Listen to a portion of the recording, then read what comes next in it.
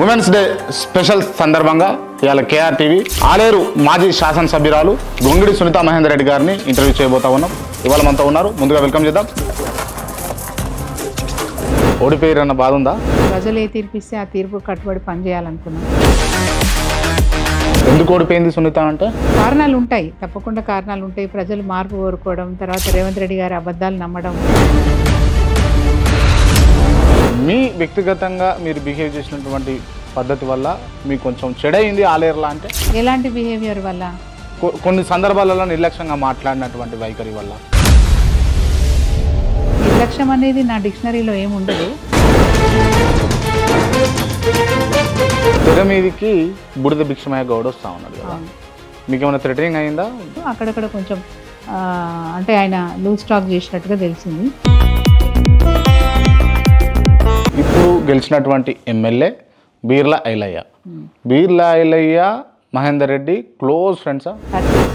బీర్లా ఐలయ్య నేను కూడా పరిచయస్తులమే. అంతేనా? అంతే. అంతకు మించి ఏం లేదా? 100% ఇదే అండర్లైన్ చేసుకోండి. మీరు మొదటగా ఎమ్మెల్యేగా నిలబడేటప్పుడు కోమటిరెడ్డి వెంకటరెడ్డి గారు మీకు ఫండింగ్ చేసిరా? నీకు మంచి పేరు ఉంది, నీ ఖర్చులు ఏమైనా ఉంటే నేను పంపిస్తా అని చెప్పి 2009లో నాకు ఫోన్ చేసి చెప్పిన మాట. ఓకే, రేపా ఎల్లుండో నేను 40 లక్షలు పంపిస్తాను కూడా అన్నాడు ఆయన స్వయంగా. ఈ మాట అసలు ఓటమి సందర్భంగా గురించి మాట్లాడుకుంటే మీకు కాకుండా నిజంగా మహేందర్ రెడ్డి గారికి ఇస్తుంటే ఈసారి 2023లో గెలుస్తుండే కదా. మార్పు ప్రజలు ఎంత కోరుకున్నారనే విషయం సునీతనా మహేందర్ రెడ్డి అని కాదు. సునీత వేరుగా మహేందర్ రెడ్డి వేరుగా పనిచేయలేదు. నాకు అర్థం కాలేదు మేడం. ఆర్థికంగా గట్టిగా లేదు. ఆర్థికంగా గట్టిగా లేరా మీరు? లేరు, అసలే లేమండి. ఇప్పుడు కూడా చెప్పారు. 10 ఏళ్ళు ఎమ్మెల్యేగా చేశారు మేడం మీరు. ఎమ్మెల్యే చేస్తే పైసలు ఎక్కడి నుంచి వస్తాయి? నాకు ఒక సమాధానం చెప్పాలి క్రాంతి గారు. యాదగిరిగుట్టలో మీకు భూములు లేవా మేడం? యాదగిరిగుట్ట మండలంలో నాకు భూములు ఉన్నాయి. నేను ఇప్పుడు కూడా చెప్తున్నా, అధికారికంగా చెప్తున్నా, మీ మీడియా పద్ధతిలో చెప్తున్నా, నాకు 40 ఎకరాల భూమి ఉంది. బాంబుల కంపెనీలో పనిచేసినటువంటి సునీత ఒక ఎమ్మెల్యే ఎట్లా అయింది? లేకపోతే కోట్ల రూపాయల ఆస్తులు ఎట్లా సంపాదించింది అన్న డౌట్ ఉంటుంది. వాళ్ళు చాలా చోట్ల రైజ్ చేశారు. కోట్ల రూపాయలు సంపాదించిన అనే మాట నేను ఖండిస్తున్నాను. ఇప్పుడు ఆ కంపెనీలో ఏమైనా వాటా ఉందా మేడం మీకు? మాకు ఉండే సంబంధాలు వేరు. బీర్లా ఐలయ్య కాదు, భూదందాల ఐలయ్య అని. ఇది వ్యక్తిగతమా కాదు? నువ్వు చేస్తున్న దందాలేంది? నువ్వు భూదందాలు అయిలేవు, జాగ్రత్తగా ఉండు. ఇంకోసారి ఇట్లాంటి పనులు చేయకు. ఒక ఎమ్మెల్యే హోదా వచ్చిన తర్వాత జర హుందాగా ఉండడానికి ప్రయత్నం చేయి. మేడం నీళ్ళని పారుతున్నాయి మేడం ఆలేరు మొత్తం మంచిగా. ఎవరు 30 చెర్లలో నీళ్ళు ఓపించిండు? ఆ 30 చెర్లలో నీళ్ళు ఎక్కడివి అని అడుగుతున్నా. ఆకాశం నుంచి ట్యాప్ తిప్పి తీసుకొచ్చిండా?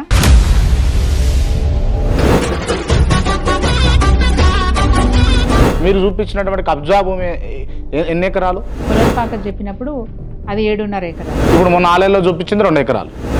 2 ఎకరాలు 36 ఆధారాలు ఏమున్నాయి మీకు? నేను ఆధారాలు కూడా చూపించిందండి. ఇగో పొలంపాకకు సంబంధించిన డాక్యుమెంట్. 2 ఎకరాల కోసం కక్కుర్తి పడతాడా ఐలయ్య అని అంటే? 2 ఎకరాల 36 గుంటలు మీకు ఏం తక్కువ అనిపిస్తుందా? అది 2 కోట్ల విలువ చేసే ఎకరం భూమి. ఒక్కొక్క ఎకరానికి 2 కోట్ల విలువ. ఇంకా 6 బాధితులు ఉన్నారు అని అంటారు, అంతేనా?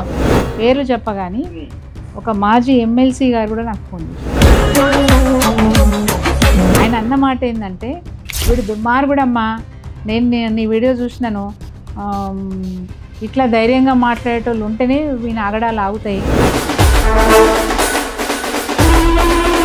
నాకు పిచ్చిలేసింది అన్నావు కదా, నీకు ధన పిచ్చిలేసింది. నేను చెప్తున్నా, సంపాదనే ధ్యేయంగా పనిచేస్తున్నావు ఐలయ్య.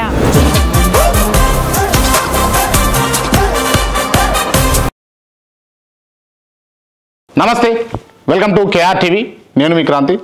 ఉమెన్స్ డే స్పెషల్ సందర్భంగా ఇవాళ కేఆర్ టీవీ ఆలేరు మాజీ శాసనసభ్యురాలు గొంగిడి సునీతా మహేందర్ రెడ్డి గారిని ఇంటర్వ్యూ చేయబోతా ఉన్నాం. ఇవాళ మనతో ఉన్నారు. ముందుగా వెల్కమ్ చేద్దాం. మేడం నమస్తే. నమస్తే అండి. బాగున్నారా మేడం? బాగున్నాను, మీరు బాగున్నారా? బాగున్నా మేడం. రైట్, అంటే మీ ముఖం చిరునవ్వుతోటి కనిపిస్తూ ఉంది ఇప్పుడు. ఎస్. ఓడిపోయారన్న బాధ ఉందా? అప్పట్లో ఉండేది, తర్వాత అర్థం చేసుకున్నాము. సరే, ప్రజలు ఏ తీర్పిస్తే ఆ తీర్పు కట్టుబడి పనిచేయాలనుకున్నాం. తెలంగాణ తెచ్చినాం కాబట్టి తెచ్చినప్పుడు బాగు చేసే బాధ్యత మా మీద ఉందని భావిస్తూ ఉన్నాం. 10 ఏళ్ళు ప్రజలు అవకాశం ఇస్తే చేసినాం. ఇంకా కూడా ప్రజలకు నష్టం జరిగితే తప్పకుండా ఈ ప్రభుత్వాన్ని నిలదీసి ప్రజలకు న్యాయం జరిగే విధంగా ఎందుకు ఓడిపోయింది సునీత అంటే కారణాలు ఉంటాయి, తప్పకుండా కారణాలు ఉంటాయి. ప్రజలు మార్పు కోరుకోవడం, తర్వాత రేవంత్ రెడ్డి గారి అబద్ధాలు నమ్మడం, ఈ 2 కారణాలతో పాటు నేను 10 సంవత్సరాలు అంటే 2 దఫాలుగా వాళ్ళతో ఓట్లు వేయించుకొని ఎమ్మెల్యే అయినాను. 3వసారికి వచ్చేసరికి ఇంకొకరికి అవకాశం ఇద్దామని అనుకోవడం. ఈవెన్ నా క్యాడర్లో కూడా కొందరికి 10 పనులు అయ్యి ఒక పని కాకపోయినా నారాజు అవుతుంటారు. అట్లాంటి రకరకాల అంటే ఈయన కారణాలు లేకపోతే వ్యక్తిగతంగా మీ మీద ఏమన్నా? వ్యక్తిగతంగా నా మీద చెప్పుకోదగ్గ కంప్లైంట్లు ఏమి ఉండవని నేను అనుకుంటా ఉన్నాను. అంత పెద్దగా అంటే నేను ఎక్కడ తప్పులు చేయలేదు. తర్వాత వ్యక్తిగతంగా ఎవరిని విమర్శించాను. ఎప్పుడు పబ్లిక్ లో ఉండి పనిచేస్తూ ఉంటాను. మంచికి చెడుకు అన్నిటికీ అటెండ్ అవుతూ ఉంటాను. ఓవరాల్ గా చెప్పాలంటే 24/7 నేను అవైలబుల్ ఉంటా. రాత్రి 12 గంటలకు ఫోన్ చేసినా ఫోన్ లిఫ్ట్ చేస్తా, 2 గంటలకు ఫోన్ చేసినా లిఫ్ట్ చేస్తా. అంటే నాకు ఆ ఫోన్ మోగినప్పుడు భయం అవుతుంది, ఏం జరిగిందో వాళ్ళకి ఏం జరిగిందో అని భయం కూడా ఉంటుంది. కోవిడ్ టైంలో కూడా నేను 24/7 నిద్ర లేకుండా పనిచేసిన సందర్భాలు ఉన్నాయి. ఎవ్వరు ఫోన్ చేసి మేడం ఇప్పుడు రెమిడెసివిర్ ఇంజెక్షన్ కావాలి లేదంటున్నారు, నేను ఉన్న హాస్పిటల్ లేదంటున్నారు అంటే నేను ఆ రెమిడెసివిర్ ఇంజెక్షన్ కోసము 10 మందిని కాంటాక్ట్ చేసి కష్టపడి తెప్పించి ఆ పేషెంట్కి అందించిన సందర్భాలు కూడా ఉన్నాయి. వెంటిలేటర్ లేదంటున్నారు మేడం అన్నప్పుడు వెంటిలేటర్ ఆ పేషెంట్కి అందజేసే ప్రయత్నం కూడా చేసినాం. అట్లా రకరకాలుగా 24/7 కోవిడ్ టైంలో ఆ విధంగా సేవ చేసి ఉన్నాం. ఈవెన్ కోవిడ్ టైంలో ఫస్ట్ కోవిడ్ టైంలో అయితే రంజాన్ కూడా వచ్చింది. రంజాన్ వస్తే ముస్లిం సోదరులు పండుగ జరుపుకోలేకపోతారు కదా అని బాధ అనిపించి వాళ్ళందరికీ ఒక బ్యాగ్ ఇచ్చాను. ఆ బ్యాగ్లో కంప్లీట్గా రంజాన్ పండుగ రోజు వాళ్ళు చేసుకునే బిర్యానీ, షీర్ కుర్మాకు సంబంధించిన సరుకులన్నీ కూడా వాళ్ళ ఇంటికి వెళ్ళిచ్చాను. ఒక పాలు, మటన్ తప్ప మిగతా అన్నీ కూడా ఆ ఇంటికి నేను ప్రతి ఇంటికి 4,000 కుటుంబాలకు నియోజకవర్గంలో అంత కరోనా టైంలో కూడా నేను ఇంటింటికి వెళ్ళి ఇచ్చొచ్చాను. సో నాకు ప్రజలకి మంచి సత్సంబంధాలు ఉన్నాయి. మా నాయకులు కూడా మా కోసం కష్టపడ్డప్పటికీ కూడా ప్రజల్లో మార్పు రావాలనే ఆలోచన వల్ల మేము ఓడిపోయినాం. Right, okay. మీరు చెప్తుందంతా ఓకే, వినడానికి వినసొంపుగా ఉంది. బట్ ఏంది అని అంటే మీ వ్యక్తిగతంగా మీరు బిహేవ్ చేసినటువంటి పద్ధతి వల్ల మీకు కొంచెం చెడైంది ఆలేరులా అంటే ఎలాంటి బిహేవియర్ వల్ల? కొన్ని సందర్భాలలో నిర్లక్ష్యంగా మాట్లాడినటువంటి వైఖరి వల్ల, అటువంటి ధోరణి వల్ల. నిర్లక్ష్యం అనేది నా డిక్షనరీలో ఏముండదు. నేను ఏదైనా పని ఉంది అంటే తప్పకుండా అటెండ్ అవ్వడానికి ప్రయత్నం చేస్తాను. 1కి 10 సార్లు చెప్పిందే చెప్పినప్పుడు నాకు అర్థమైంది బాబు, నువ్వు రిపీట్ చేయకని చెప్తుంటాం. అంటే రాజకీయ నాయకులకు బేసిక్ గా కావాల్సింది ఏంటంటే ఓపిక కదా. ఒప్పుకుంది నాకు. ఆ ఓపిక క్షీణించిపోయింది అనుకోవచ్చు. ఎక్కడైనా నా దగ్గర ఓపిక లేదని ఎవరైనా కంప్లైంట్ ఇస్తే ఐ అగ్రీ. బట్ గొంగడి సునీత కంటే కూడా గొంగడి మహేందర్ రెడ్డికి ఓపిక ఎక్కువ అని అన్నది ఆలేరు కాన్ఫరెన్స్ లో ఉంది. నేను ఒప్పుకుంటాను. నాకంటే ఎక్కువ ఓపిక మా సార్కు ఉంటుంది. ఎందుకంటే నలుగురు నన్ను అంటే ఇప్పుడు సపోజ్ ఒక మండలం గురించి చెప్తాను. ఆత్మకూరు మండలం ఉంది. ఆత్మకూరు మండలంలో అధికారిక కార్యక్రమాలు అటెండ్ అవుతున్నప్పుడు అక్కడ ఉన్న ఎంపీపీ, జెడ్పీటీసీ ఇద్దరు కూడా కాంగ్రెస్ పార్టీకి సంబంధించిన వారు. సో ప్రోటోకాల్ ప్రకారం డయాస్ మీద మాట్లాడేటప్పుడు వాళ్ళు మా పార్టీని అంటే గవర్నమెంట్ని విమర్శించే ప్రయత్నం చేసేవాళ్ళు వేదిక మీద. వాళ్ళ తర్వాత నేను మాట్లాడతా కాబట్టి వాళ్ళు విమర్శించిన దాని మీద నేను జవాబు చెప్పేదాన్ని, ఇమీడియట్గా జవాబు చెప్పేదాన్ని. సరే మా సార్ ఒకసారి నన్ను అన్నారు, వాళ్ళ పాపనాలు పోతారు నీకెందుకు అంటే అక్కడ నేనేమీ మాట్లాడకపోతే నేను వాళ్ళు చెప్పిన దానికి నేను జవాబు ఇవ్వకపోతే కూడా గవర్నమెంట్ లో ఉండి నేను ఫెయిల్యూర్ అని మెసేజ్ అక్కడ ఉన్న ప్రజలకు పోతుంది. కాబట్టి డెఫినెట్గా నేను కౌంటర్ ఇవ్వాల్సిందే. వాళ్ళు చెప్పింది తప్పు, గవర్నమెంట్ చేసేది ఏం చేస్తుంది అనేది వాళ్ళకి తెలియాలి కాబట్టి నేను చెప్పాల్సిందే అని అంటారు. ఇంకొక సందర్భంలో కూడా నేను ఒప్పుకుంటాను. కోమటిరెడ్డి వెంకటరెడ్డి గారు మంజూరు చేయకపోయినా నేనే మంజూరు చేసిన అని చెప్పి ఒక కార్యక్రమానికి శంకుస్థాపన కార్యక్రమం పెట్టుకుందామని అడిగారు. వాస్తవంగా అది నేను ప్రపోజ్ చేసినదే. శాంక్షన్ వచ్చిన తర్వాత నేను శంకుస్థాపన షెడ్యూల్ తయారు చేసి ప్రోటోకాల్ ప్రకారం ఇంజనీర్లకు వారికి ఇంటిమేట్ చేయమని చెప్పినాను. ఎస్సీ గారు, ఈ గారు వారికి ఇంటిమేట్ చేసినారు. ఇంటిమేట్ చేసిన తర్వాత నాకు పార్లమెంట్ సభ్యులు కోమటిరెడ్డి వెంకటరెడ్డి గారు ఫోన్ చేసి ఆ రోజు నాకు వీలు కాదమ్మా ఇంకొక రోజు పెట్టుకుందాము అని అన్నారు. సరే సార్ అన్నాను. తర్వాత వారు ఏ టైం ఇస్తే ఆ టైంకే ప్రోగ్రామ్ పెట్టుకున్నాం. ఆ రోజు ఆయన కూడా డయాస్ మీద మాట్లాడేటప్పుడు గవర్నమెంట్కి వ్యతిరేకంగా అంటే పథకాలకు వ్యతిరేకంగా వారు మాట్లాడడం జరిగింది. నేను డెఫినెట్గా కౌంటర్ ఇచ్చినాను. పద్ధతి కాదు సార్ మీరు ఇట్లా మాట్లాడడము, ఇది మీరు మంజూరు చేసిన అని చెప్పి అంటున్నారు. అంటే అది ప్రధానమంత్రి గ్రామీణ సడక్ యోజన కింద వారు మంజూరు చేసినారు. మీరు మంజూరు చేసిన అని చెప్పినారు. ఏ ఫండ్ సార్ ఇది? ప్రధానమంత్రి గ్రామీణ సడక్ యోజన. రాష్ట్రంలో మీకు అధికారం లేదు, కేంద్రంలో మీకు అధికారం లేదు. ప్రపోజల్ పంపించింది నేను, ఏది మన ఎస్టిమేషన్స్ ప్రిపేర్ చేసి గవర్నమెంట్కి సబ్మిట్ చేసింది నేను. అందులో 40% ప్రపోర్షనేట్ స్టేట్ గవర్నమెంట్ది, 60% షేర్ సెంట్రల్ గవర్నమెంట్ది. మీరు ప్రపోజ్ చేసినట్టుగా ఎక్కడైనా లెటర్ కానీ సంతకం కానీ ఉంటే నేను స్వాగతిస్తాను. ఇంకా పైగా మీరు కేసీఆర్ గారిని విమర్శించుకుంటూ ఈ కార్యక్రమంలో మాట్లాడాల్సిన అవసరమే లేదు. అంటే ఒక మాట కూడా అననీయరన్నట కేసీఆర్. అననీయను. మంచి చేస్తుంటే ఎందుకు అననిస్తాను? బాగా చేసి ప్రజలలో ఒక రాంగ్ మెసేజ్ ఇచ్చే నేను ఖండిస్తాను. దానికి దీనికి సంబంధం ఏముందండి? మంచి చేస్తారని మీరే అన్నారు కదా. మంచి చేసే వాళ్ళని సమర్థించాలి. కేసీఆర్ గారు బాగా చేస్తున్నప్పుడు ఒక పొలిటికల్ దృష్టితోని వారు విమర్శించడం కరెక్ట్ కాదు. ప్రజల్లో ఎలాంటి మెసేజ్ పోతుంది? అక్కడ ఎంపీ గారు కేసీఆర్ గారిని విమర్శిస్తున్నప్పుడు, కేసీఆర్ గారు తప్పు అని చెప్తున్నప్పుడు, నేను ఆ పార్టీకి సంబంధించిన ప్రభుత్వ విప్పుగా డెఫినెట్ గా కేసీఆర్ గారు చేస్తున్న మంచి పనుల గురించి చెప్పాల్సి వస్తుంది. తప్పుడు ఆరోపణలు చేస్తున్న పార్లమెంటు సభ్యుని కూడా నేను అక్కడ ఆపాల్సిన అవసరం ఉంటుంది. సో ఆ విధంగా జరిగినాయి తప్ప ఎక్కడ కూడా ఓపిక లేదు. అంటే కొన్నిసార్లు ఆయన అనుకుంటారు మీకు ఎందుకు అని నన్ను అన్న వాళ్ళు కూడా ఉన్నారు. అది కరెక్ట్ కాదు. మనం అప్పటికప్పుడు చెప్పకపోతే అక్కడ పార్టిసిపేట్ చేసిన ప్రజల రైట్. అంటే మీరు ఓపిక క్షీణించి మాట్లాడిన సందర్భాలన్నీ కూడా పార్టీని ఎవరైనా పార్టీ కాని వ్యక్తులు అన్నప్పుడే మాట్లాడినా అంటారు, అంతేనా? అంతే కదా. అంతే. నా పార్టీని విమర్శించినా, ప్రభుత్వాన్ని విమర్శించినా, కేసీఆర్ గారిని విమర్శించినా నేను తప్పకుండా అక్కడే కౌంటర్ వేసేదాన్ని. రైట్. అదే రీజనా? అంతే. రైట్. కాకపోతే కొంతమంది ఓటర్లు మీ ఇంటికి వచ్చినప్పుడు కూడా మీరు వాళ్ళని తిట్టి పంపించారు అన్నది విన్నాం మేము. నేను ఎప్పుడు ఎవరిని తిట్టి ఎప్పుడు క్లియరా మేడం? 100% గుర్తు తెచ్చుకుంటారు ఒకసారి? అస్సలు గుర్తు తెచ్చుకోను. ఏం తెచ్చుకోవాలి? నేను తిడితే కదా. తిట్టలేదు ఇప్పుడు కూడా. తిట్టలే. రైట్. ఓకే. ఇందాక మీరు కోమటిరెడ్డి గారి ప్రస్తావన తీసుకొచ్చారు కాబట్టి నేను ఈ ప్రశ్న అడుగుతా ఉన్నా. దయచేసి మనసు నొప్పిస్తే గనక పర్వాలేదు, మీరు అడగండి. పర్వాలేదు కదా? It is your job. Okay. Right. మీరు మొదటగా ఎమ్మెల్యేగా నిలబడేటప్పుడు కోమటిరెడ్డి వెంకటరెడ్డి గారు మీకు ఫండింగ్ చేసిరా? చేయలేదు. నాకెందుకు ఫండ్ చేస్తారు? ఆయన కాంగ్రెస్ పార్టీ, నేను టీఆర్ఎస్ పార్టీ. నాకెందుకు ఫండింగ్ చేస్తారు? రెడ్డి సామాజిక వర్గం లేదు, నాకేం చేయలేదు. లేదా? నాకేం చేయలేదు. Clear madam? దీంట్లో నేను ఇంకోటి చెప్తా మీకు. దీనికంటే ముందు జరిగింది కూడా చెప్పాలి నేను మీకు. 2009లో కేసీఆర్ గారు నాకు టికెట్ ఇస్తా అని చెప్పినారు. ఓకే. ఏది ఆలేరులో పోటీ చేయడానికి. ఆ సమయంలో తప్పనిసరి పరిస్థితిలో పార్టీ టీడీపీతో అలయన్స్ పోవడం వల్ల సిపిఐ, సిపిఎం 4 పార్టీలు కలిసి పోటీ చేయడం వల్ల ఏం జరిగింది? మహాకూటమి. ఆ సందర్భంలో నాకు ఇవ్వలేకపోయినారు. కల్లెం యారెడ్డి గారు రుణం తీర్చుకోవడానికి ఆలేరు నుంచి వారికి బీఫామ్ ఇచ్చినారు. నన్ను పిలిపించుకొని నువ్వు విత్డ్రా చేసుకోవచ్చు, ఎందుకంటే నేను అప్పటికీ నామినేషన్ వేసిన. సార్ 3 నెలల ముందే నాకు చెప్పారు, నీకు టికెట్ ఇస్తాను ప్రిపేర్ కండి అని చెప్పి నాకు మహేంద్రని పిలిపించి చెప్పారు. సో మేము ప్రిపేర్ కూడా అయినాం. నామినేషన్ వేసిన తర్వాత కల్లెమినాడి గారి పేరు ప్రతిపాదన రావడం వల్ల మళ్ళీ ముఖ్యంగా కేసీఆర్ గారు పిలిపించి, అమ్మ నువ్వు ఊరుకో, నీకు ఏజ్ ఉంది, నీ భవిష్యత్తు నేను చూసుకుంటాను, యాదన్నని గెలిపించుకుందాం, మనం యాదన్నని నేను ఉప్పల్ నుంచి పోటీ చేపిద్దామంటే యాదన్న ఇంటలేడు, నాకు ఆలేరే కావాలంటున్నాడు, కాబట్టి మీరు గెలిపించండి అని చెప్పి అడిగాను. మంచి సార్ అని చెప్పి నేను విత్డ్రా చేసుకున్నాను. విత్డ్రా చేసుకోవాలి నేను. ఆ సందర్భంలో నాకు కోమటిరెడ్డి వెంకటరెడ్డి గారు ఫోన్ చేసి ఎక్కడున్నారు మీరు అని అడిగారు. నేను యారూట్లో ఉన్నాను సార్, మా ఇంట్లోనే ఉన్నాను అని అన్నాను. సుంత నువ్వు విత్డ్రా చేసుకోకు, నువ్వు అట్లనే ఉండు, నీకు మంచి పేరు ఉంది, నీ ఖర్చులు ఏమైనా ఉంటే నేను పంపిస్తా అని చెప్పి 2009లో నాకు ఫోన్ చేసి చెప్పిన మాట. రేపా ఎల్లుండో నేను 40 లక్షలు పంపిస్తాను కూడా అన్నాడు ఆయన. స్వయంగా ఈ మాట అన్నాడు.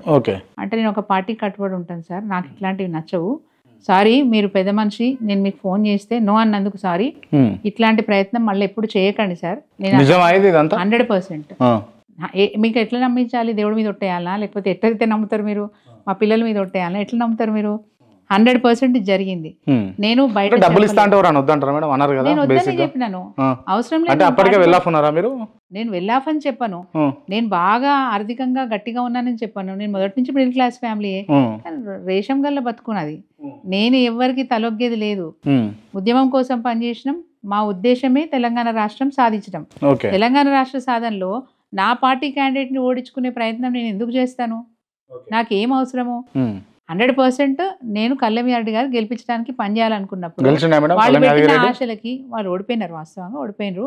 బట్ వారు పెట్టిన ఆశకి నేను ఎందుకు లొంగిపోతాను చెప్పండి? Who is Komatireddy Venkatreddy? But నేను ఎందుకు అడిగినానంటే క్లియర్ గా చాలా మంది నోళ్ళలో నాన్నటువంటి అంశం అది. మొదటిసారి నిలబడ్డప్పుడు 2 కోట్ల రూపాయలు ఏమో సుమారుగా ఇచ్చిర్రు అని చెప్పేసి 100% తప్పు. నాకు రూపాయి కూడా ఇవ్వలేదు. రెండోది ఏంటంటే అంతకుముందు వారు భిక్షమయ్య గౌడ్కి రాజగోపాల్ రెడ్డి గారు మా దగ్గర ఎంపీ ఉండే. అవును. వీళ్ళిద్దరికి పడకపోయేది. 2 వర్గాలు, కాంగ్రెస్ పార్టీలో 2 వర్గాలు మెయింటైన్ చేశారు. భిక్షమయ్య గౌడ్ గారే మెయింటైన్ చేశారు. ఇప్పటికి కూడా వాళ్ళు అక్కడ ఉన్న ఇక్కడ ఉన్న కాంగ్రెస్ పార్టీలో చెప్తారు, అప్పుడు పార్టీలో ఉన్నప్పుడు 2 వర్గాలు మెయింటైన్ చేసిండు, దానివల్ల పార్టీ ఆగమైపోయింది కాంగ్రెస్ పార్టీ. అంటే కాంగ్రెస్ పార్టీలో పనిచేసిన సీనియర్ లీడర్ చెప్తా ఉంటారు. తప్పది, ఇద్దరు ఒకటే పార్టీ అన్నప్పుడు కలిసి ఉండాలి అని చెప్పేసి కులం పేరు చెప్పి వీళ్ళిద్దరూ 2 వర్గాలు చేసిరు అని చెప్పేసి కంప్లైంట్ చేస్తారు. ఇప్పుడు కూడా చెప్తుంటారు, వాట్ ఎవర్ ఇట్ ఈస్. అయితే భిక్షమయ్య గౌడ్ మీద వాళ్ళకేం కోపం ఉందో మనకు తెలియదు. భిక్షమయ్య గౌడ్ గారు ఒకప్పుడు ఏదో వాళ్ళ ఇంటి పక్కన ఉన్న పెద్ద మనుషులది ఇల్లు కుదవబెట్టుకొని డబ్బులు తీసుకున్నాడు, వాళ్ళు పోయి వీళ్ళ ఇంటి ముందర పడుకున్నారు అనేది వీడియోలో వచ్చింది, టీవీలలో వచ్చింది. దానికి రాజగోపాల్ రెడ్డి గారు బాగా మీడియా వాళ్ళకి సహకరించింది అనేది విన్నా నేను. దాని తర్వాత కూడా మా దగ్గర తెలంగాణ ఉద్యమం సందర్భంగా అనేక గ్రామాలలో దుమ్దాం కార్యక్రమాలు జరిగేవి. అయితే మా ఆత్మకూరు మండలంలో కూడా రాజగోపాల్ రెడ్డి గారు, కోమటిరెడ్డి వెంకటరెడ్డి గారు ఇద్దరు ధూమ్ధామ్ కార్యక్రమానికి వచ్చినారు. పెద్ద ఎత్తున పెట్టినారు ప్రోగ్రామ్. వాళ్ళు కాంగ్రెస్ పార్టీకి సంబంధించిన వాళ్ళు. తెలంగాణకు మద్దతుగా అక్కడ ధూమ్ధామ్ ప్రోగ్రామ్ పెట్టినారు వాళ్ళు. అంటే మేము కూడా తెలంగాణకు సపోర్ట్ అని చెప్పుకునే ప్రయత్నం చేసినారు. వాళ్ళిద్దరు అక్కడ ప్రోగ్రామ్ పెట్టినప్పుడు నేను గుండాల మండలంలో ధూమ్ధామ్ కార్యక్రమంలో ఉన్నా. వెల్మజాల అనే గ్రామంలో ధూమ్ధామ్ కార్యక్రమంలో నేను అక్కడ ఉన్నాను. వెంకటరెడ్డి గారు ఫోన్ చేసి, ఎక్కడున్నారమ్మా మీరు సునీత అని అన్నారు. అంటే ఇట్లా మా దగ్గర ఒక ధూమ్ధామ్, నేను మీ దగ్గరే ఉన్నాను చెప్పండి సార్ అంటే, ఆత్మకూరులో ధూమ్ధామ్ ప్రోగ్రామ్ పెట్టినాము, మన లక్ష్మణరెడ్డి స్పాన్సర్ చేసిండు, ఆయన ఎన్ఆర్ఐ, ఆయన లక్ష్మణ్ అంటాం, ఆయన స్పాన్సర్ చేసిండ్రు, నేను రాజగోపాల్ ఇద్దరం ఇక్కడికి వచ్చినాము, రా నువ్వు కూడా అని అన్నారు.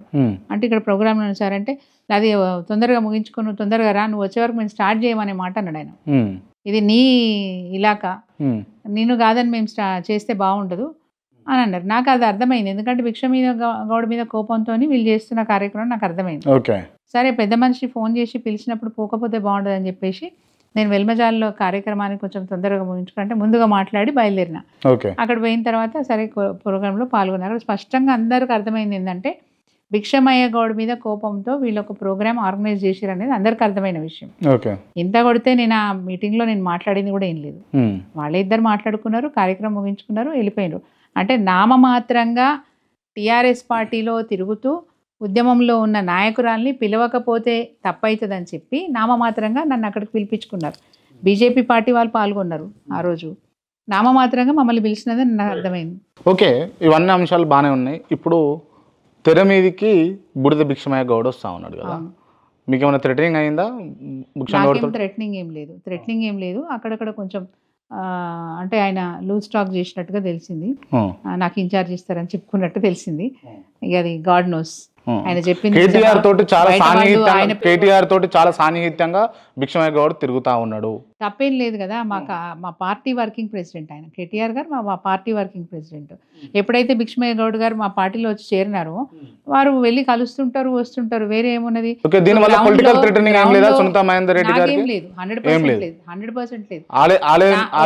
ఎక్కడన్నా లీడర్లు ఆయన పేరు చెప్పి వాడుకుంటే నేను చెప్పలేను.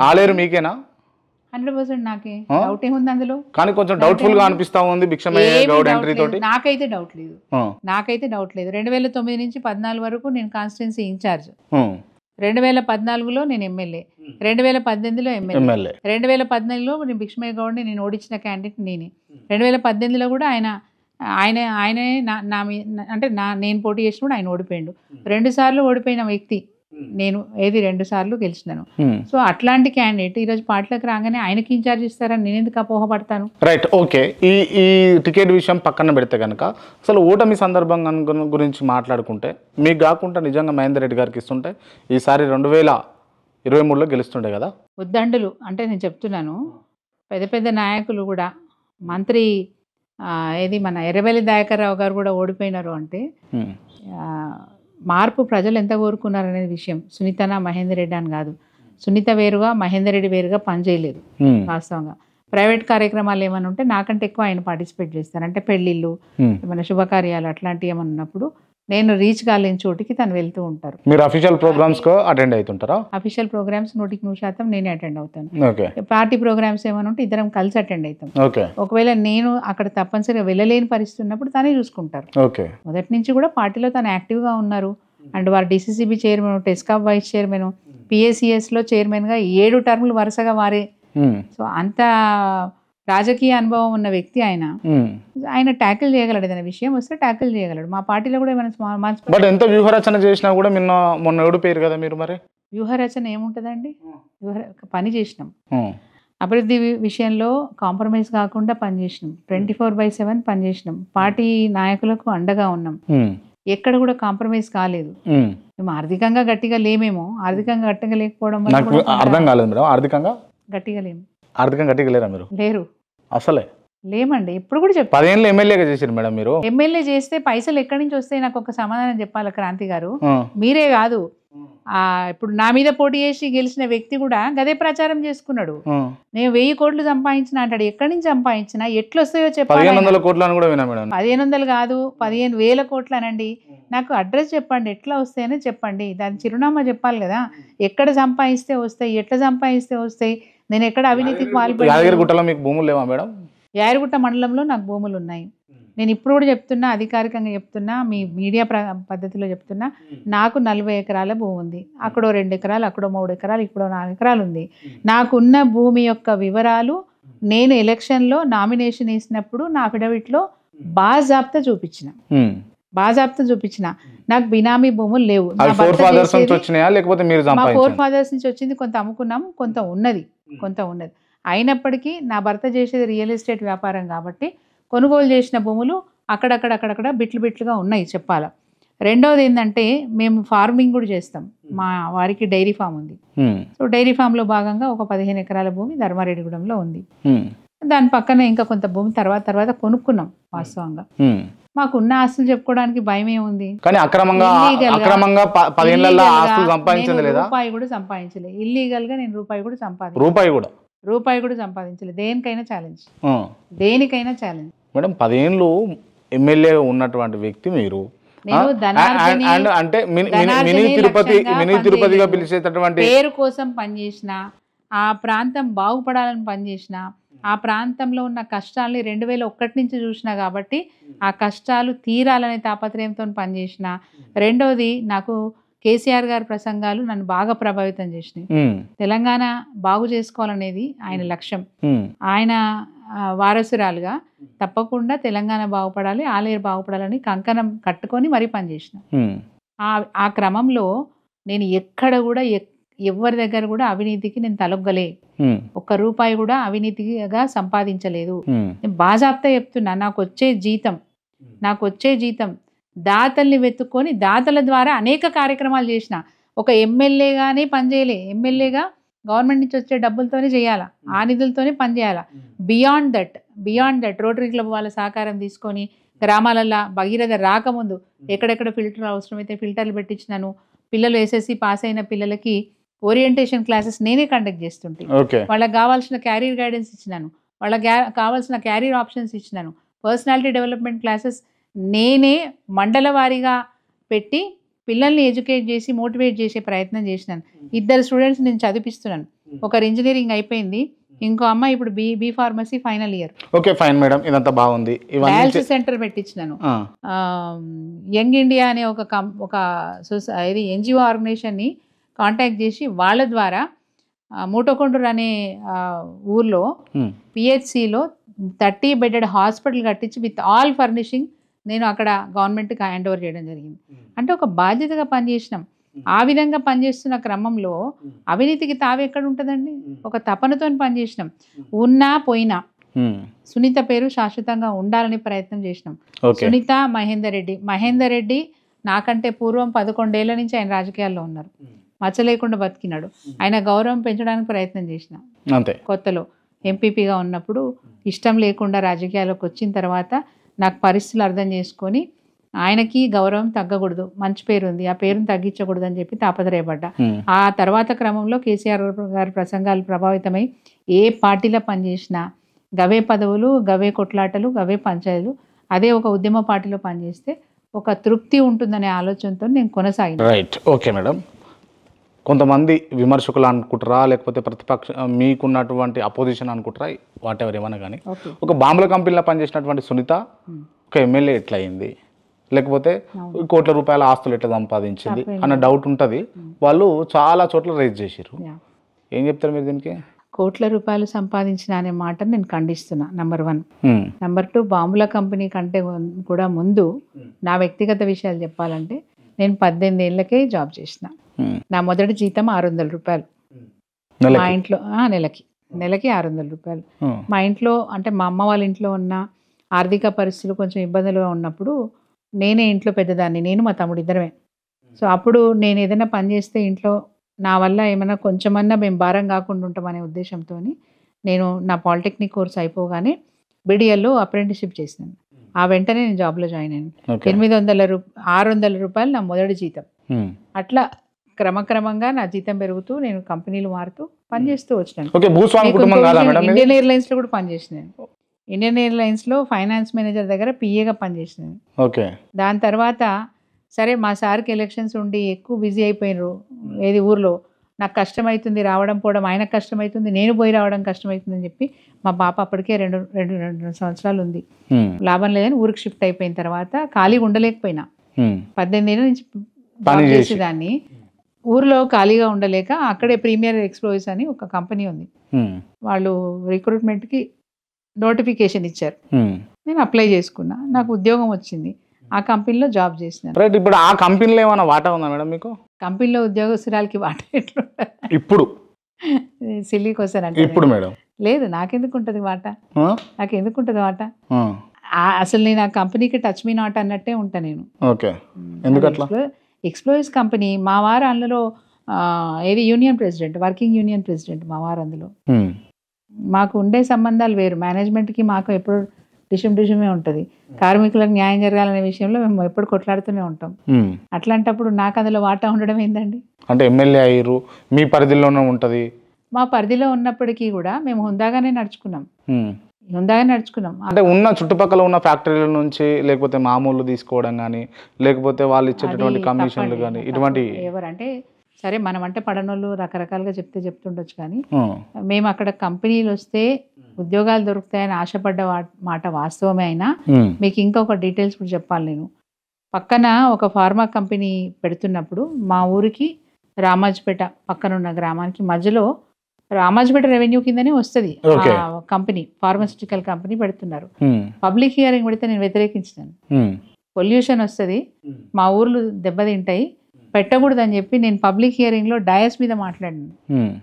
ఆ ఊరు వాళ్ళు నీకేం పోతుంది మా ఊర్లో వస్తే అని నేను మాట్లాడుతుంటే వాళ్ళు ఖండించినప్పటికీ వాళ్ళని రికమెండ్ చేసిన ఒక మాజీ సర్పంచ్, ఆ పక్కన ఊర్లో ఉన్న మాజీ సర్పంచ్ వాళ్ళని పట్టుకొచ్చిండు. ఆయన అప్పటికే అది నేను చెప్పేది 15 ఏళ్ల క్రితం. ఆయన అప్పటికే ఈ డీలింగ్స్ ఇవన్నీ చేసేవాడు అనమాట. ఆయన కూడా డయాస్ మీదకి వచ్చి నన్ను ఏదో కొంచెం అంటే మాటలు కొంచెం దురుసుగా మాట్లాడి నువ్వు క్షమాపణ చెప్పేదాకా నేను దిగేది లేదు, నువ్వు పబ్లిక్ హియరింగ్ పెట్టింది ఎందుకు, నన్ను ప్రజాప్రతినిధిగా పిలిచింది ఎందుకు, నా ఊరు ఎఫెక్ట్ అవుతుందనే కదా నేను చెప్పిన, నా అభ్యంతరం నేను చెప్తాను, నాకు ఆ హక్కు లేదా అని చెప్పి నేను డయాస్ మీద ధర్నా కూర్చుని అక్కడే. క్షమాపణ చెప్పేదాకా దిగాను. నువ్వు ఎట్లా నీకు ఏం సంబంధం? నీకు సంబంధమే లేదు, నువ్వు బ్రోకర్ వీడికి ఇప్పుడు లేడు, ఆయన చనిపోయాడు చెప్తున్నాను, సీసా జయరాములు ఆయన పేరు. నువ్వెవరు నన్ను ఆపడానికి? నేను చెప్పేది నేను చెప్తానని చెప్పినాను. అంటే ప్రజలకి న్యాయం జరగాలి, ఉద్యోగం జరగాలి ఒక కాన్సెప్ట్ మనకు ఉన్నప్పటికీ కంప్లీట్గా పొల్యూటెడ్ కంపెనీలు వస్తున్నప్పుడు నేను వ్యతిరేకించిన మాట వాస్తవం.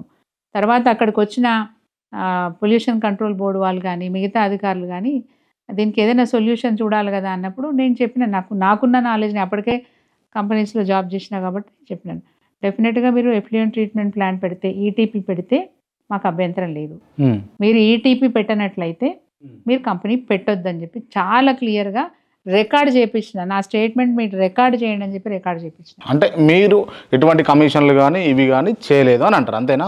లేదు. కాకపోతే ఏంటంటే మాకున్న పరిచయాలతోని, కంపెనీలతో మాకున్న పరిచయాలతోని మా దగ్గర గ్రామంలో ఉన్న వాళ్ళ చాలా మందికి మేమే ఉద్యోగాలు పెట్టించినాం. రైట్. ఓకే. రైట్. ఇప్పుడు గెలిచినటువంటి ఎమ్మెల్యే బీర్లా ఐలయ్య మహేందర్ రెడ్డి క్లోజ్ ఫ్రెండ్సా, బెస్ట్ ఫ్రెండ్స్? పరిచయస్తులు. బీర్లా ఐలయ్య నేను కూడా పరిచయస్తులమే, ఆయన కూడా పరిచయస్తుడే. క్లోజ్ ఫ్రెండ్స్ అయితే కాదు, పరిచయస్తులు. క్రాంతి ఎంత పరిచయమో బీర్లా ఐలయ్య కూడా అంతే పరిచయం. అంతేనా మేడం? అంతే పరిచయం. అంతేనా? అంతే. అంతకు మించి ఏం లేదా? 100% ఇదే అండర్లైన్ చేసుకోండి. రైట్, మీ వరకు ఓకే. బట్ మహేందర్ రెడ్డి గారికి బీర్లా ఎల్లయ్య గారికి క్లోజ్ రిలేషన్షిప్ ఉండేనా ఉండకపోయినా? లేదు, ఫ్రెండ్షిప్ ఏం లేదు, దోస్తాన్ ఏం లేదు. కనబడితే నమస్తే అన్న అని ఆయన అంటాడు, నమస్తే అల్లయ్య అని ఈయన అంటాడు. ఆ మాట వాస్తవం. అంటాడు, అన్న అంటాడు. ఆయన ఎంపీటీసీగా పనిచేసినారు, సర్పంచ్గా కూడా పనిచేసినారు. ఎవరు? ఐలయ్య గారు. నేను ఎంపీపీగా చేసినాను, నేను సర్పంచ్గా పనిచేసినాను.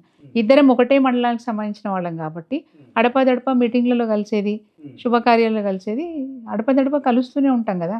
నమస్తే అంటే నమస్తే. ఇప్పుడు భద్రశత్రులు అయిపోయారా బీర్లా ఎల్లయ్య అండ్ గొంగడి సునీత మహేందర్ రెడ్డి? మాకేం శత్రుత్వం? వ్యక్తిగత శత్రుత్వాలు ఎందుకుంటాయి? వారో పార్టీ, నేనో పార్టీ. నా పార్టీని విమర్శిస్తే నేను ఊరుకోను, నేను ఆయన పార్టీని విమర్శిస్తే ఆయన ఊరుకోడు.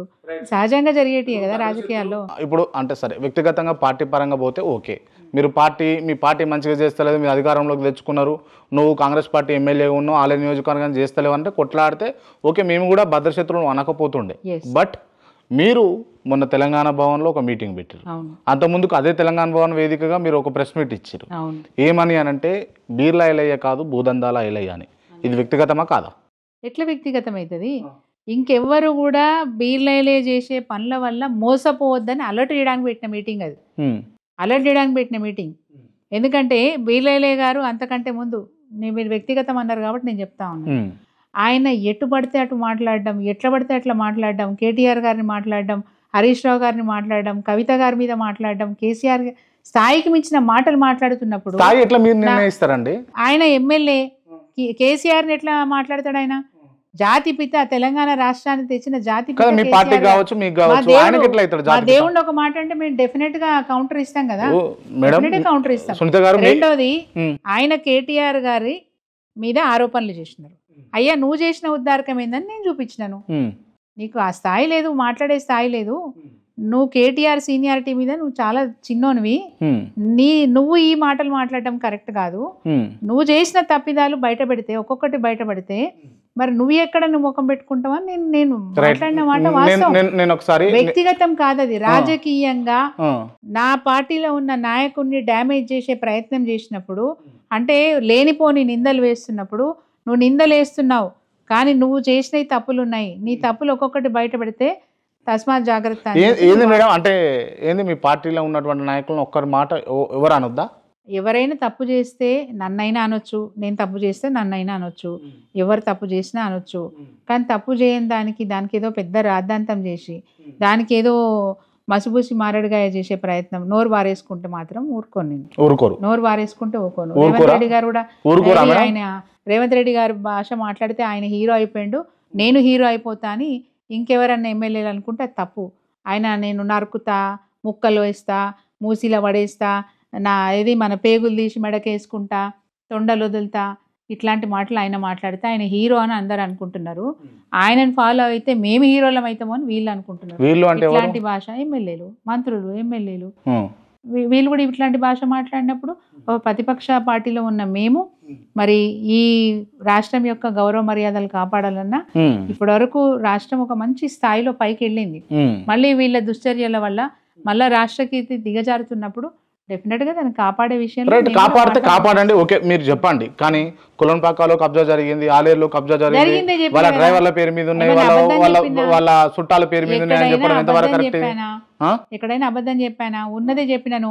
ఇంకెవరు కూడా మోసపోవద్దని నా ఉద్దేశం. ఇప్పుడు అయినాక కూడా నువ్వు ఇట్లాంటి దౌర్జన్యాలు చేస్తే, మోసాలు చేస్తే, భూములు కబ్జాలు చేస్తే, నువ్వు ఇట్లాంటి తప్పులు చేసినప్పుడు నా ప్రతిపక్ష నేతగా నా బాధ్యత అది. ఇంకెవరు కూడా మోసపోకుండా అలర్ట్ చేయాల్సిన బాధ్యత నాది. అధికారులు కూడా సస్పెండ్ అయ్యారు. రైట్, ఒక్క నిమిషం. బీర్లా ఎల్లయ్య గారికి ఆస్తిపాస్తులు ఉండొచ్చు అనుకుంటారా మీరు? ఉండొచ్చు. ఆయన అఫిడవిట్ కూడా చూపించుకున్నాడు కదా, ఉన్నతంగానే ఉన్నాడు కదా. ఉన్నాడు. మీరు చూపించినటువంటి కబ్జా భూమి ఎన్ని ఎకరాలు? ఒక చోట అంటే నేను చెప్పింది కొలన్పాక చెప్పినప్పుడు అది 7.5 ఎకరాలు. 7.5 ఎకరాలు అంటే దాంట్లో ఇప్పుడు మొన్న ఆలయంలో చూపించింది 2 ఎకరాలు.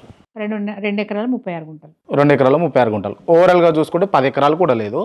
ఆలయ నియోజకవర్గ ఎమ్మెల్యే గెలిచినటువంటి బీర్లా ఎల్లయ్య ఒక 10 ఎకరాలు కబ్జా పెట్టాల్సినటువంటి అవసరం ఏముంది? కబ్జా పెట్టండి నేను అనట్లే కదా, సొమ్ము చేసుకుంటున్నా అని చెప్తున్నా. సరే వాట్ ఎవర్ ఏదైనా సొమ్ము మట్టుకి కూడా చేసుకుంటాం. సరే సొమ్ము తప్పు చేసుకుంటారు తప్పే కదా. ఎమ్మెల్యే ఒక తప్పు చేసినప్పుడు నేను చెప్పినాను అంటే వైరంగా. కోట్ల రూపాయలు ఆస్తున్నటువంటి ఎమ్మెల్యే ఐలయ్య ఎందుకు ఆశ, ఈ ఆశ. 10 రూపాయలకి 20 రూపాయలకు ధనార్జనే లక్ష్యం ఆయనకు. ఆయనకు ధనార్జనే లక్ష్యం. నేను ఇప్పుడు కూడా అడుగుతున్నాను, ఆయన ఎమ్మెల్యే అయినప్పటి నుంచి ఇప్పటి వరకు నియోజకవర్గం తీసుకొచ్చిన నిధులేంది, ఏం అభివృద్ధి చేసిండు? మేడం నీళ్ళని పారుతున్నాయి కదా మేడం ఆలేరు మొత్తం మంచిగా. ఎవరు 30 చెర్లలో నీళ్లు పోపించిండు? ఆ 30 చెర్లలో నీళ్లు ఎక్కడివి అని అడుగుతున్నా. ఆకాశం నుంచి ట్యాప్ తిప్పి తీసుకొచ్చిండా? ఎక్కడి నుంచి తీసుకొచ్చిండు ఆయన? మళ్ళీ అదే కాళేశ్వరం కదా, మా కేసీఆర్ గారి పుణ్యమే కదా. మల్లన్న సాగర్ లో మేము నింపిన నీళ్ళే నువ్వు అలా నీళ్ళు ఇప్పుకొని నీళ్ళు ఇస్తున్నావు. ఇస్తే సంతోషపడుతున్నాం, తప్పేం పడతలేం. మల్లన్న సాగర్ కట్టించిందే మేము, మల్లన్న సాగర్ లోకి నీళ్లు తీసుకొచ్చిందే మేము. ఆ నీళ్ళని తీసుకొచ్చి నువ్వు చెరువు నింపుతున్నందుకు వీఆర్ హ్యాపీ. నువ్వు కంటిన్యూ చేయి, ఇట్లా కంటిన్యూ చేయి, ఇంకా బాగా చేయి, మేము సంతోషపడతాం. కానీ పేదవాళ్ళని, రైతులని, ఆ భూ హక్కు యజమానులను నువ్వు గనక మోసం చేస్తే తప్పకుండా నిలదీస్తాం. అది మా ఆధారాలు ఏమున్నాయి మీకు? నేను ఆధారాలు కూడా చూపించిందండి. ఇగో కొలన్పాకకు సంబంధించిన డాక్యుమెంట్స్, సేల్ డీడ్ అని చాలా స్పష్టంగా కనిపిస్తూ ఉంది. దీనికి సంబంధించిన ఇంకొక విషయం కూడా చెప్పాలి. నేను వంటల జంగయ్య అనే వ్యక్తి గతంలో నేను ఎమ్మెల్యేగా ఉన్నప్పుడు మమ్మల్ని అప్రోచ్ అయ్యిండ్రు. మమ్మల్ని అంటే నేను లేని ఇంట్లో మా సార్ని అప్రోచ్ అయ్యిండ్రు. మహేందర్ రెడ్డి గారిని అప్రోచ్ అయ్యి, మరి నాకు అన్యాయం జరుగుతుంది, నేను ఒక మారోడి దగ్గర నా భూమిని నేను తనఖా పెట్టుకున్నా, ఆ మారోడు ఆయన ఇప్పుడు నాకు కబ్జాకు రాణిస్తలేడు, ఫెన్సింగ్ వేయించేసుకున్నాడు, నాకు అన్యాయం జరిగిందని చెప్పి మమ్మల్ని అప్రోచ్ అయితే, నువ్వు కోర్టుకు పో, కలెక్టర్ గారికి కంప్లైంట్ ఇవ్వు, ఆ తర్వాత కూడా నీకు న్యాయం జరగకపోతే మా దగ్గరికి రా అని చెప్పి మా సార్ చెప్పి పంపించేసి. ఈ వంటల జంగయ్య అనే వ్యక్తి తర్వాత ఏం చేసిండంటే, ఈ లోపల ఎలక్షన్స్ అయినాయి, బీఎల్ఏ గారి దగ్గర పోయిండు. పోయి మీరు ఎమ్మెల్యే గారు కదా, నాకు న్యాయం చేయండి సార్ అని చెప్పి ఆయన పోయి కలిసిండు. కలిసినప్పుడు ఆయన సరే మంచిది, నేను ఆ మారోడాయన పిలిపించి మాట్లాడతా, నీకు నేను న్యాయం చేస్తా అని చెప్పి దానికి సంబంధించిన సమాచారం అంతా తీసుకున్నాడు. తీసుకున్న తర్వాత జరిగిన ఉదంతం ఏంటంటే, క్యూ న్యూస్లో ఎమ్మెల్సీ గారు తీన్మార్ మల్లన్న గారు చాలా స్పష్టంగా ఉమ్మడి నల్గొండ జిల్లాకు సంబంధించిన ఒక బీసీ సామాజిక వర్గానికి సంబంధించిన ఎమ్మెల్యే తన నియోజకవర్గంలో వంటల జంగయ్య అనే వ్యక్తి ఆయన దగ్గరికి వెళ్ళి, అయ్యా శరణు అంటే ఆయనకు అన్యాయం చేయడమే కాకుండా దాని మీద లబ్ధి పొందే ప్రయత్నం చేసిండు. 7 ఎకరాల 20 గుంటల భూమిని తన పేరు మీదకి మార్పించుకునే ప్రయత్నం చేసుకున్నాడు. ఇట్లా చేయడం తప్పు, నేను దీన్ని ఖండిస్తున్నా. ఎందుకంటే ఆ ఎమ్మెల్యే కూడా నా నియోజకవర్గ పరిధిలో ఉంటాడు కాబట్టి ఇది మొదటి హెచ్చరిక నేను చేసేది. నువ్వు ఏ పార్టీ అయినా సరే, నా పార్టీ అయినా సరే, నేను ఊరుకునేది లేదు, ఇట్లాంటి పనులు చేయొద్దు. ఇగో ఈయన వంటల జంగయ్య అని చెప్పి టీవీలో కూడా కెమెరా ముందు ఆయన నిలబెట్టి చూపించినారు. ఇంత స్పష్టంగా చెప్పిండు. ఆయన తర్వాత ఆయన ఏం చేసిండంటే, వంటల జంగయ్య గారు ఇచ్చిన కంప్లైంట్ మీద ఎండార్స్మెంట్ కూడా చేసినాడు. ఏది ఐజీ రిజిస్ట్రార్కి ఎండార్స్మెంట్ కూడా చేసినాడు. ఆ డాక్యుమెంట్స్ నాకు ఆయన ఇచ్చిన లెటర్ కూడా ఉంది. వెరీ నెక్స్ట్ డే ఆయన ఐజీ రిజిస్ట్రార్కి లెటర్ కూడా పెట్టినాడు. ఎంక్వైరీ చేసి దీన్ని నిజ నిర్ధారణ చేయండి, ఎవరు తప్పు చేసినా యాక్షన్ తీసుకోండి, వంటల జంగయ్యకు న్యాయం చేయండి అని చెప్పి రాసినది. ఆయన ఐజీ రిజిస్ట్రార్ వెంటనే జిల్లా అంటే ఉమ్మడి నల్గొండ జిల్లాకు సంబంధించిన అధికారి ఇంకో డిఐజీని వెంటనే సబ్ రిజిస్ట్రార్ ఆఫీస్కి వెళ్ళి ఎంక్వైరీ చేసినారు. ఎంక్వైరీ చేసి సబ్ రిజిస్ట్రార్ చేసిన తప్పు బయటపడ్డది, సస్పెండ్ చేశారు, 1 డేలో సస్పెండ్ చేశారు. సరే ఇది ఇంత సీరియస్గా జరిగినప్పుడు ఎవరి హిమ్మత్తో చేసిరు అన్నప్పుడు నేను కూడా, ఎందుకంటే అక్కడ తీన్మార్ మల్లన్న గారే అంత క్లియర్గా చెప్పినారు, వాటికి సంబంధించిన ఆధారాలు నేను కూడా సేకరిస్తే చాలా క్లియర్గా వంటల జంగయ్య భూమిని ఒక మార్వాడి ఇబ్బంది పెడుతుంటే బీలైలయ్య గారు మార్వాడిని పిలిపించి నేను సెటిల్మెంట్ చేస్తా, 7 ఎకరాల 27 గుంటలు నువ్వు ఈ పేరు మీద రిజిస్ట్రేషన్ చేయని చెప్పి చేపించుకున్నాడు. సాక్ష్యం ఏందని మీరు అడగొచ్చు. 7 జనవరి నాడు రిజిస్ట్రేషన్ జరిగింది. నాకు డేట్ అంతా కరెక్ట్గా గుర్తులేకపోవచ్చు, అంతే. 6 జనవరి నాడు వంటల జంగయ్య గారు ఏది కంప్లైంట్ చేసినారు. 7 జనవరి నాడు లెటర్ పెట్టినారు. ఎవరు? తిన్మార్ మల్లన్న గారు డిఐజీ రిజిస్ట్రార్కి లెటర్ పెట్టినారు. తర్వాత 17 డిసెంబర్ రోజు 7 ఎకరాల 27 గుంటల భూమిని రిజిస్ట్రేషన్ చేసినారు. ఎవరి పేరు మీద చేసినారు? రాజేంద్ర ప్రసాద్ శర్మ అనే అతను చల్లా అంజన్ ప్రసాద్ అనే ఆయన పేరు మీదకి రిజిస్ట్రేషన్ చేసినారు. దాని తర్వాత ఇది 17th రోజు, 17వ తారీఖు నాడు.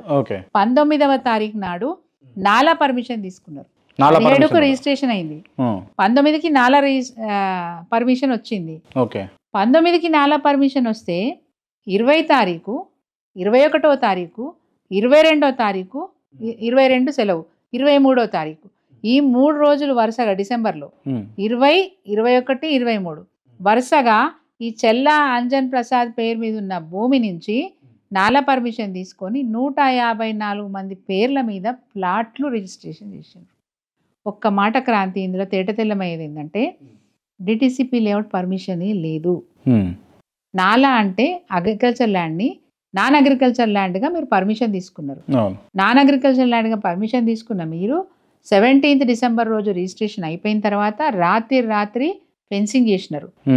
19th రోజు నాలా పర్మిషన్ తీసుకున్నారు. 20th రోజు ప్లాట్లు ఎట్లా రిజిస్ట్రేషన్ అవుతాయి? డిటిసిపి లేఅవుట్ పర్మిషన్ లేదు. అసలు అగ్రికల్చర్ భూమిని ప్లాట్ల కింద ఎట్లా కొడతారు మీరు? ప్లాట్ల నంబర్లు ఎట్లా ఇస్తారు? ఎట్లా రిజిస్ట్రేషన్స్ అవుతాయి? నేను ఇంకో ప్రశ్న కూడా అడుగుతున్నా, 154 మంది పేర్లు ఎక్కడి నుంచి వచ్చినాయి? ఆధార్ కార్డు లేకుండా, వాళ్ళ ఫోటోలు లేకుండా రిజిస్ట్రేషన్ ఒక సబ్ రిజిస్ట్రార్ ఎట్లా చేస్తాడు? ఎవరి ఒత్తిడి ఉంటే చేస్తాడు, నిజమా కాదా? సో సంథింగ్ ఈజ్ ఫిషీ అన్నప్పుడు నేను కూడా ఎంక్వైరీ చేసుకున్నాను. ఎంక్వైరీ చేసుకున్నప్పుడు బీలైలే గారు ఒత్తిడి మేరకు సబ్ రిజిస్ట్రార్ గారు 154 మంది పేర్ల మీద ప్లాట్లు రిజిస్ట్రేషన్. సబ్ రిజిస్ట్రార్ కాదు, ఎంక్వైరీలు నాకు తెలియని విషయం నేను చెప్తా ఉన్నాను. ఎందుకంటే అధికారులు వచ్చి ఎంక్వైరీ చేసినప్పుడు మేము అడుగుతాం కదా, ఏం ధైర్యం సార్ ఈయనకు అని అంటే, ఇంకేంది అడున్న ఎమ్మెల్యే ప్రెజర్ పెట్టిండట. 154 పేర్లు ఎక్కడివి అంటే అవి కూడా ఎంక్వైరీ చేస్తున్నా. ఆయన ఒక మాట మాట్లాడిండు, అంటే ఆయన ఒప్పుకున్న తీరు కూడా నేను మీకు చెప్పాల్సి వస్తుంది. ఇవి తీన్మార్ మల్లన్న గారి లెటర్. ఓకే, ఇది వంటల జంగయ్య రాసిన లెటర్ పైన ఆయన ఎండార్స్ చేశారు ఐజీ. ఓకే, మళ్ళీ తీన్మార్ మల్లన్న గారు తన లెటర్ ప్యాడ్ మీద ఎంక్వైరీ చేసి నిగ్గు తేల్చండి, యాక్షన్ తీసుకోండి అని చెప్పి రాసినారు. ఈ నిగ్గు తేల్చినప్పుడు ఏం జరిగింది? సబ్ రిజిస్ట్రార్ తప్పు చేసిండు కాబట్టి ఆయన సస్పెండ్ చేశారు. వెరీ నెక్స్ట్ డే సస్పెండ్ చేశారు. ఇది ఏ రోజు జరిగింది? 7th జనవరి. ఇది కొలన్పాక్ సంబంధించిన ల్యాండ్ ఇష్యూ. ఇంకొక మాట అడుగుతాను, ఇవన్నీ ఉత్తయే కావచ్చు అని నలుగురు అనుకుంటుండొచ్చు. తెల్లవారి ఆయన నేను తెలంగాణ భవన్లో ప్రెస్ మీట్ పెట్టి చెప్పినాను, కేటీఆర్ గారి గురించి మాట్లాడే అర్హత నీకు లేదు, నువ్వు చేస్తున్న దందాలేంది, నువ్వు భూదందాలు అయ్యలేవు, జాగ్రత్తగా ఉండు, ఇంకోసారి ఇట్లాంటి పనులు చేయకు, ఒక ఎమ్మెల్యే హోదా వచ్చిన తర్వాత జర హుందాగా ఉండడానికి ప్రయత్నం చేయి, వదిలిపెట్టేది లేదు నువ్వు ఇట్లాంటివి చేస్తే అని చెప్పి నేను వార్నింగ్ ఇచ్చిన మాట వాస్తవం. తెల్లారి ఆయన ప్రెస్ మీట్ పెట్టి ఏం మాట్లాడిండు? జోక్ ఇది. ఆయన ఆమెకు ఓడిపోయినా అనే ఒక బాధతోని ఎట్లా పడితే అట్లా మాట్లాడుతుంది అని ఫస్ట్. సెకండ్ మాట, ఆమెకు పిచ్చిలేసింది, నేను ఎర్రగడ్డ ఆసుపత్రి కన్నా యశోద ఆసుపత్రి కన్నా రెఫర్ చేస్తా, ఎల్ఓసి కూడా మంజూరు చేపిస్తా అని ఒక మాట చెప్పిండు. మూడో మాట ఆయన అన్న మాట ఏంటంటే, ఇది నిజమని తేలిస్తే నేను ఎమ్మెల్యే పదవికి రాజీనామా చేస్తే, లేకపోతే ఆమె రాజకీయ సన్యాసం చేయాలంటాడు. నువ్వెవరు నన్ను ఛాలెంజ్ చేసేందుకు? తెలివి ఉన్న ఎమ్మెల్యే ఏం చేస్తాడంటే, నేను ఆ స్థానంలో నా మీద ఎవరైనా నిందేస్తే నేనేం చేస్తా? ఇమ్మీడియట్గా కలెక్టర్ గారు ఎంక్వైరీ చేయండి అని చెప్తా. కలెక్టర్ గారు ఎంక్వైరీ చేయండి, బయటకు తీయండి, దీంట్లో ఏం తప్పులు ఉన్నాయో బయటకు తీయండి అని చెప్తా. నువ్వు ఎందుకు దాన్ని ఎంక్వైరీ చేపిస్తలేవు? దాన్ని ఎందుకు బయటికి తీస్తలేవు? అంటే పరోక్షంగా నువ్వు ఒప్పుకున్నట్టే కదా, దాంట్లో తప్పు జరిగిందని నువ్వు ఒప్పుకున్నట్టే. నేను నీ మీద నింద పెట్టిన అనుకుందాం, నువ్వు శుద్ధపూసవు అనుకుందాం, నీ తప్పే లేదనుకుందాం, నేను కడిగిన ముత్యం లెక్క బయటకు వస్తా అనుకుంటే ఎంక్వైరీకి డిమాండ్ చేయాలి నువ్వు. స్థానిక ఎమ్మెల్యేగా పలానా దగ్గర తప్పు జరిగింది, సబ్ రిజిస్ట్రార్ సస్పెండ్ అయిందని చెప్పి రుజువులతో సహా బయటపడ్డ తర్వాత ఏం చేయాలి? ఎమ్మెల్యేగా ఎంక్వైరీ చేయించాలి. నేను గతంలో ఆ పని చేసిన ఎందుకు చేయలేకపోయినావు? నాకు పిచ్చి లేచిందనే మాట ఎందుకు మాట్లాడినావు? ఇది జరిగింది. సరే, నువ్వు తప్పు చేసినావు కాబట్టే, నీళ్లు నమిలినావు కాబట్టే ఏదో ఒకటి కౌంటర్ ఇచ్చుకోకపోతే నేను ఫెయిల్ అవుతాను ఉద్దేశంతో నాకు పిచ్చి లేచిందనో, రాజకీయ సన్యాసం చేస్తావా అనో, నేను రాజీనామా చేస్తాను ఏదో మాటలు మాట్లాడి ఎవరు? సెల్ఫ్ డిఫెన్స్ తనని తను కాపాడుకోవాలంటే ఏదో ఒక మాట అనకపోతే బాగుండదు కదా. సెల్ఫ్ డిఫెన్స్ కోసం ఆ మాట మాట్లాడండి. ఎంక్వైరీ చేయించుకోలేదు, ఇప్పటి వరకు కూడా బయట పెట్టలేదు. దమ్ము ఉంటే ఎంక్వైరీ చేయించు, అంతే కదా. వ్యక్తిగతంగా నువ్వు పిచ్చిదని అన్నప్పుడు నేను వ్యక్తిగతంగా మాట్లాడవలసి వస్తుంది. నీకు దమ్ముంటే, ఇప్పుడు చెప్తున్నా, దమ్ముంటే ఎంక్వైరీ చేయించు. నీ తప్పు లేదని నిరూపించుకో, ప్రజల ముందు పెట్టు. ఛాలెంజ్ చేస్తారా మీరు కూడా? ఛాలెంజ్ చేస్తున్నాను, పెట్టు, ప్రజల ముందు పెట్టు. నువ్వు నీకు దమ్ముంటు పెట్టు. నాకు పిచ్చి లేచింది అన్నావు కదా, నీకు ధన పిచ్చి లేచింది. నేను చెప్తున్నా, సంపాదనే ధ్యేయంగా పనిచేస్తున్నావు ఐలయ్య. ఆఖరికి మెడికల్ కాలేజ్ అక్కడి నుంచి వెళ్ళిపోతుంటే, తరలించకపోతుంటే నేను ప్రెస్ మీట్లు పెట్టి వార్నింగ్ ఇచ్చి ధర్నా చేస్తా అని చెప్పి వార్నింగ్ ఇచ్చిన, అవసరమైతే దీక్ష చేస్తా అని వార్నింగ్ ఇస్తే అప్పుడు ఉరికిపోయి మంత్రుల దగ్గర పోయి కాలు పట్టుకొని మళ్ళీ ఉన్నదాన్ని తీసుకురావాలనే ఉద్దేశంతో పోతే ఆల్రెడీ అది వెళ్ళిపోయిందని చెప్పి కొత్త జీవో తీసుకొచ్చినారు. దాంట్లో ఏముంది తెలుసా, బాధాకరమైన విషయం ఏంటంటే కేసీఆర్ గారు ఉన్నప్పుడు ముఖ్యమంత్రిగా నేను బతిమాలి స్వామివారి పేరు మీద ఒక మెడికల్ కాలేజ్ పెడితే బాగుంటుంది సార్, రేపు మెడికల్ కాలేజ్ని విశ్వవిద్యాలయం కూడా చేసుకునే అవకాశం ఉంటుంది. టీటీడీలో ఎట్లయితే ఎస్విఎస్ మెడికల్ కళాశాల ఉందో, ఎస్విఎస్ ఏది మన విశ్వవిద్యాలయం ఉందో, మనకు కూడా అట్లా చేస్తే బాగుంటుంది కదా సార్ అంటే, సార్ దానికి బాగుందని చెప్పి చేయడం జరిగింది. ఓకే, అది కూడా చేతగాలే నీకు. తర్వాత నువ్వేం చేసినావు, నేను 300 పడకల ఆసుపత్రి, నేనున్నప్పుడు తెచ్చిన జీవో 300 పడకల ఆసుపత్రి, 100 అడ్మిషన్స్ ఎవ్రీ అకాడమిక్ ఇయర్ 100 మంది విద్యార్థులకు అక్కడ అడ్మిషన్స్ దొరికే విధంగా నా జీవో ఉంది. నువ్వు చేసింది ఏంది, ఉరికి పోయినావు కదా, 220 పడకల ఆసుపత్రి, 50 అడ్మిషన్స్, ఇప్పటి వరకు శంకుస్థాపన లేదు, పని మొదలు పెట్టలేదు, ఇది చేత కాదని చెప్తున్నాను. ఇంకా ఇంకొక మాట కూడా చెప్పాలా, ఉత్తుత్త మాటలు మాట్లాడాల్సిన అవసరమే నాకు లేదు. ఇంత జరిగింది, అంత బయటికి వచ్చింది, నువ్వు ప్రూవ్ చేసుకోలేని పరిస్థితిలో నువ్వు ఉన్నావు, మళ్ళీ ఓ తప్పు చేసినావు.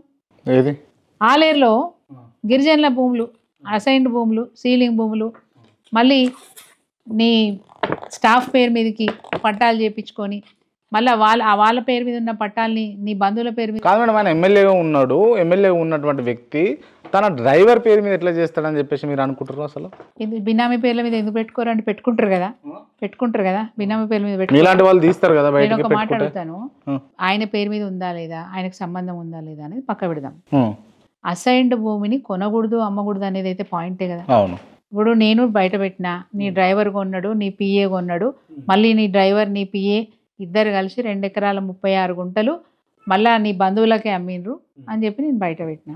దీని మీద ఎంక్వైరీ చేయించుకోవాలి. రెండోది, నీ డ్రైవర్ని నీ పిఏని మందలించాలి. ఏమని, అసైన్డ్ భూమి కొనకూడదు కదా, చట్ట ప్రకారం చెల్లదు కదా, సీలింగ్ భూములు అమ్మడానికి కొనడానికి వీలే లేదు కదా, ఎందుకు నువ్వు మళ్ళీ గిరిజనులకు న్యాయం చేసే ప్రయత్నం చేయలేదు? అంటే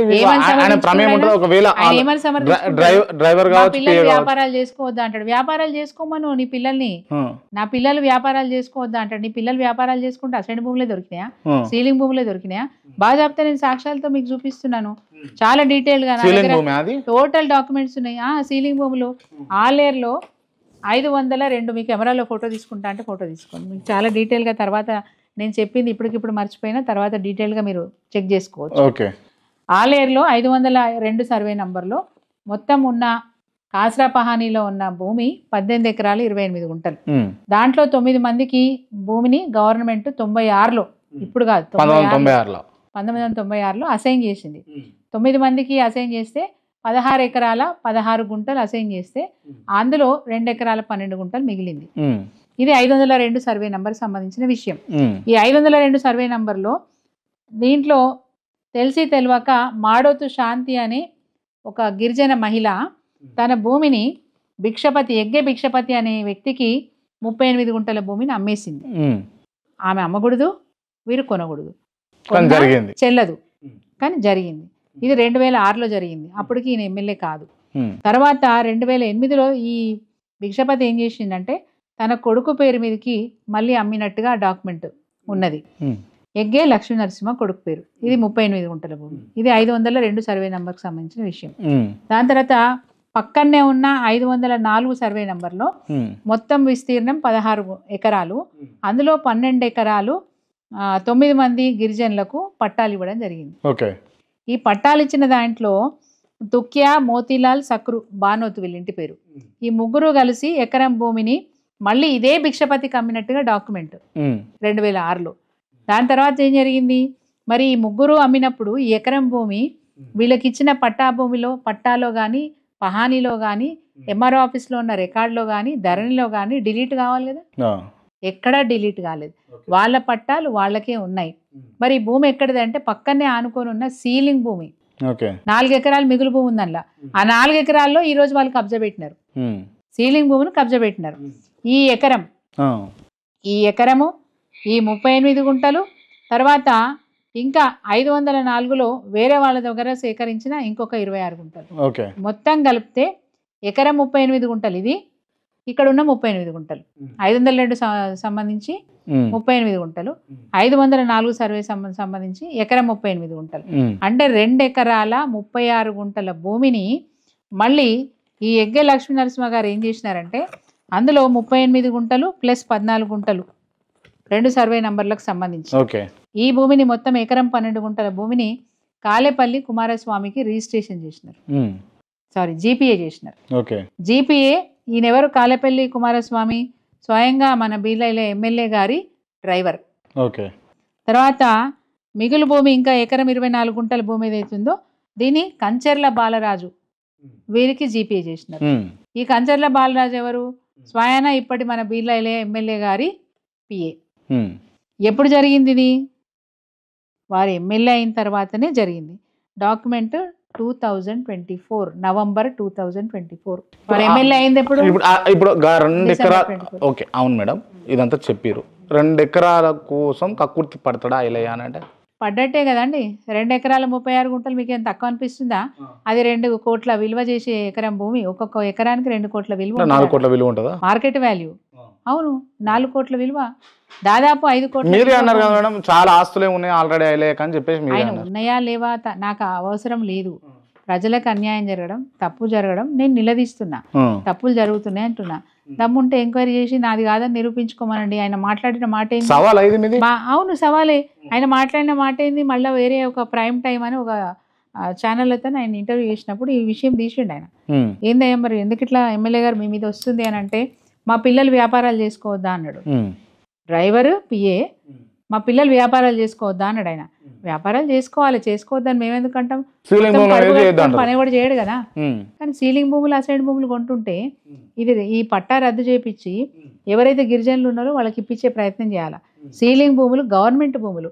గవర్నమెంట్ భూములు నువ్వు ఎట్లా కబ్జా పెడితే, ఎట్లా అమ్ముతే, ఎట్లా కొంటే మీరు ఎట్లా సమర్థిస్తున్నారని ఎమ్మెల్యే గారిని అడుగుతా ఉన్నాను. పైన ఎవరికి పోయినాయి? మళ్ళీ నీ చుట్టాలకే పోయినాయి కదా భూములు. వాళ్ళ బంధువులకు పోయినాయి. చీరపోయిన బబిత, వైఫ్ ఆఫ్ నరసింహులు, ఈమె పేరు మీదకి 14 గుంటలు ఒక సర్వే నంబర్లో, 38 గుంటలు ఒక సర్వే నంబర్లో పోయింది. తర్వాత మళ్ళీ ఇంకొక 6 గుంటల భూమి మళ్ళీ చీరపోయిన బబితకు ఇంకొక సర్వే నంబర్లో పోయింది. పక్కన లూలు, వన్లు, ఆలు వేసి చేసుకుంటూ వచ్చినారు. తర్వాత కంచెర్ల బాలరాజు పిఏ చేసిన పని చీరపోయిన సుజాతకు, ఆమెకు కూడా ఎకరం 18 గుంటల భూమిని రిజిస్ట్రేషన్ చేసినారు. ఇది జరిగింది కూడా డేట్తో సహా నేను చెప్పగలుగుతా. నవంబర్ 2024లో ఈ రిజిస్ట్రేషన్ జరిగింది. దీనికి సంబంధించిన డాక్యుమెంట్స్ నా దగ్గర ఉన్నాయి.